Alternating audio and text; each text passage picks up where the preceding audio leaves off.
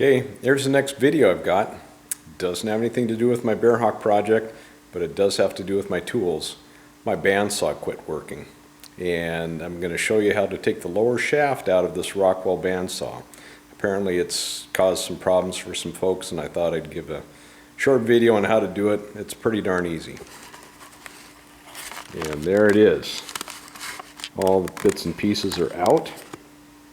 There's the bottom shaft, wheel, blade guides, everything else.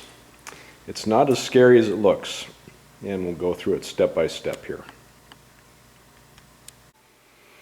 Okay, what I was doing was using my bandsaw at wood cutting speed to make formers for my Bearhawk wing. I'm just going to use that to help build the structure on top of my fuselage, and I had the speed set up to wood cutting speed on my bandsaw.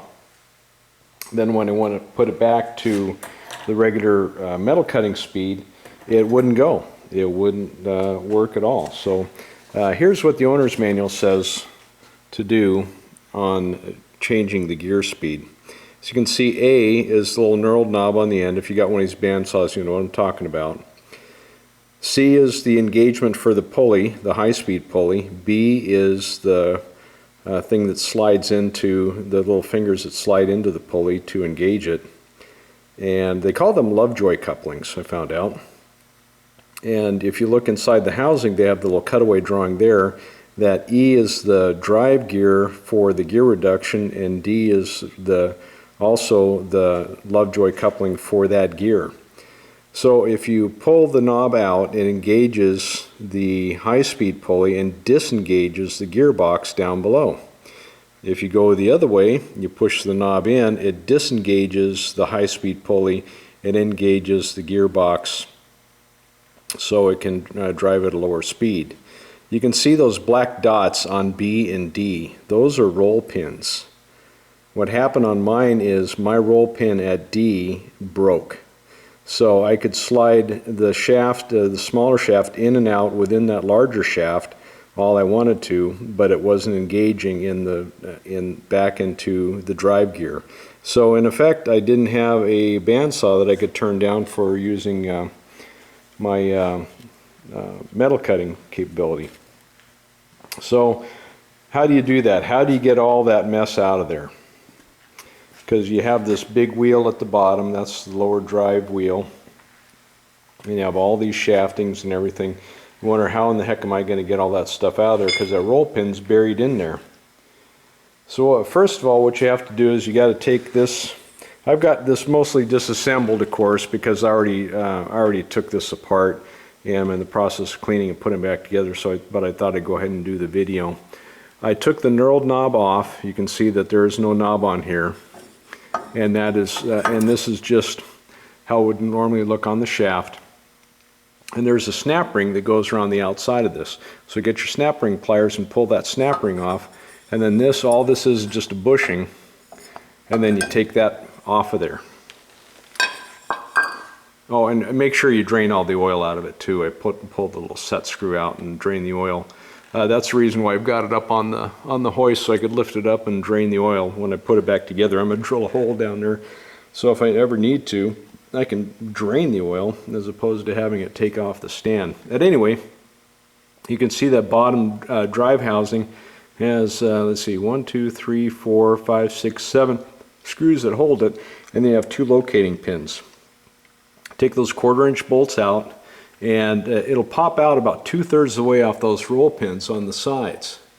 And it doesn't feel like it's going to come out anymore, but it does. You just have to kind of move. There's this drive pulley down here. Move it back and forth a little bit and slowly sneak it out, working it up and down, and eventually it will come out. So no worries about that. You'll have to make a new gasket for that, and you can just get gasket material. So what do you do to get that drive shaft out? It looks like there's a lot of complex parts in there, especially when you take a look at it from the parts diagram. Looks like there's a lot going on.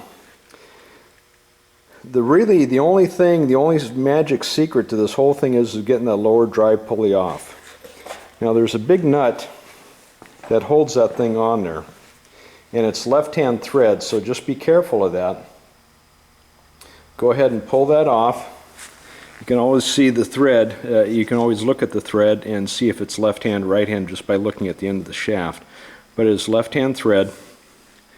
Go ahead and loosen that nut, and you're going to have to take that drive pulley off.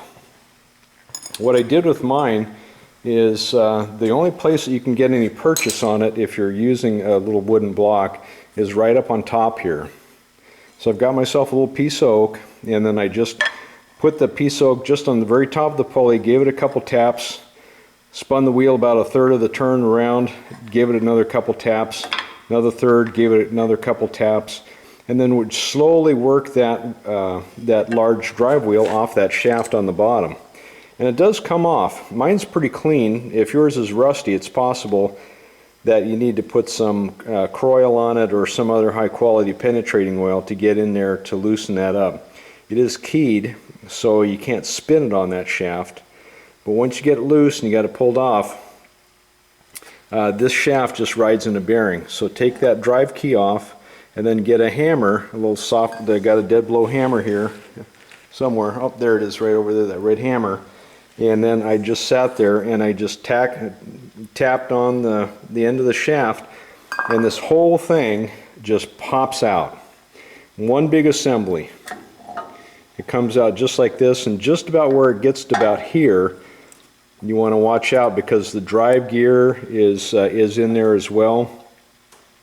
So when it gets to here, I can't really demonstrate while holding the camera, but you reach with your hand in like so, and with one hand, and kind of hold on to that gear that's riding on this shaft, and just hold it up so it doesn't go kerplunk in the bottom of the bandsaw housing. And then you just pull that all the way out, and that's it. There is one spacer. I'll show you. This is what the gear looks like. And it's easy to orient it. You can't get lost because there's the Lovejoy coupling, or the drive dogs for the shaft. And then there's the spacer that fits in like this. And you can see that there's a step on the inside of the spacer. That corresponds with the step on the shaft, so you just make sure that you have it so it rides on that step. And that's it. You can see there's a little set screw here. They're very kind in putting that in to make sure that once the roll pin is driven in there, that's not going to back out and cause you some problems. So you have to pull that set screw to access the drive pulley. The secret to getting to the roll pin is actually right here. There's a hole 180 degrees from the slot where the drive pin or the roll pin rides. You can see that's the slot right there. It's kind of hard to turn, but it just slides back and forth. On the back side, there's another hole, and you can see there's another couple holes drilled in the shaft. So you have to just make sure that you align these holes, and then you can take your drift punch and then drive the pin out through the top, through where the slot is, where it actually rides back and forth. You'll have to take that set screw out on the inside, and that's it. And you just replace, and here's the shaft. You can see, I think I can pull it out. Yep. Now I shouldn't be able to do this because of the roll pins. I got the bottom roll pin out, but yeah, there we go. You can see the remnants of the roll pin is still in there, but it's sheared off. So I'll replace that tomorrow with a new one. It's a 1-inch roll pin. Get that in there and get it back together and get it working. Easy as that. If you have any questions, go ahead and shoot me a comment. Have a good day.